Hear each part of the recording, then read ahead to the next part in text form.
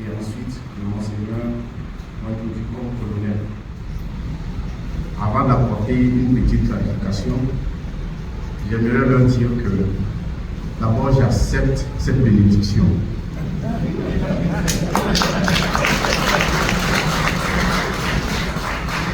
Je le dis parce que je suis capitaine, mais devenir colonel est une progression dans notre carrière. Donc ils sont les hommes de Dieu, ils sont dans les secrets de Dieu, donc j'accepte encore leur bénédiction. Et je disais au Père que lorsque cette promotion aura lieu, je serai de retour ici pour leur annoncer que je suis finalement devenu colonel. Mesdames et messieurs, chers professeurs, chers membres du personnel administratif, chers étudiants, chers parents et chers invités, c'est un immense honneur pour moi de me tenir devant vous aujourd'hui à l'occasion du début de cette nouvelle année académique à l'Université catholique de l'Afrique de l'Ouest, unité universitaire du Togo.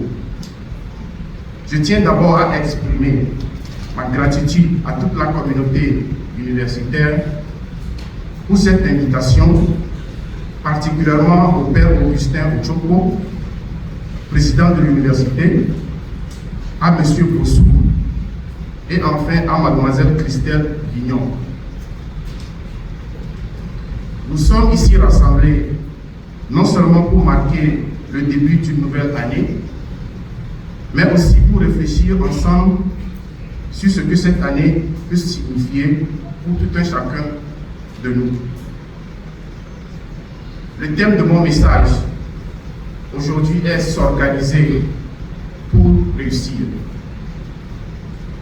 Un thème qui, je l'espère, résonnera profondément en vous et vous poussera à aborder cette nouvelle année académique avec un sens renouvelé de détermination et de clarté. Mais bien avant de continuer sur le thème de mon message, permettez-moi de me présenter à vous tous. Ensuite, je vous dirai comment je me retrouve ici. Et enfin, je vais partager avec vous 8 principes que j'espère vous seront utiles pour votre année académique et voire au-delà. Je suis le capitaine Komi Abedje, officier des affaires civiles de l'armée américaine, spécialiste des relations entre les civils et les militaires. Je suis le responsable de la planification de toutes les opérations des affaires civiles de l'armée américaine en Afrique. Je suis né ici au Togo. J'ai fait la plupart de mes études ici, du cours primaire jusqu'à l'université, avant de partir en 2004.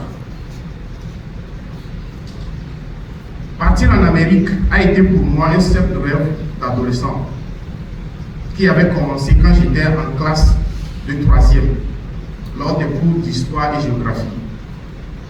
Ce désir de partir découvrir l'Amérique est né grâce à mon professeur de l'histoire et géographie dans le temps, qui parlait avec passion des États-Unis, de son rôle dans le monde, de ses réalisations et de quel genre de société elle est.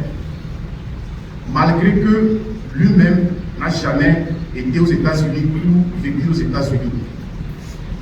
Ce message directement à vous les professeurs. L'impact que vous aurez sur vos élèves ne peut pas être mesuré. Pour moi, c'était juste un professeur d'histoire et géo qui parlait avec passion d'un pays que je ne connaissais pas. Des années plus tard, me voici devant vous. Ce rêve de découvrir ce pays est resté en moi tout au long de mes années au lycée jusqu'à l'obtention du bac. En 2001, maintenant étudiant, j'ai fait ma première demande de visa d'études pour les États-Unis, plein d'espoir et d'ambition. Mais malheureusement, ma demande a été refusée cette année-là. Déterminé à poursuivre mon rêve, j'ai réessayé de nouveau en 2002. Mais une fois encore, ma demande a été rejetée. En 2003, J'ai tenté ma chance une troisième fois, mais le résultat était toujours le même, un refus. Enfin, en 2004, ma persévérance a porté ses fruits. J'ai obtenu le visa tant attendu et le 23 mars 2004, j'ai quitté le Togo pour commencer une nouvelle vie aux États-Unis. À mon arrivée, j'ai été confronté à un autre obstacle inattendu. L'immigration m'a emprisonné. Imaginez mon état d'âme à l'époque.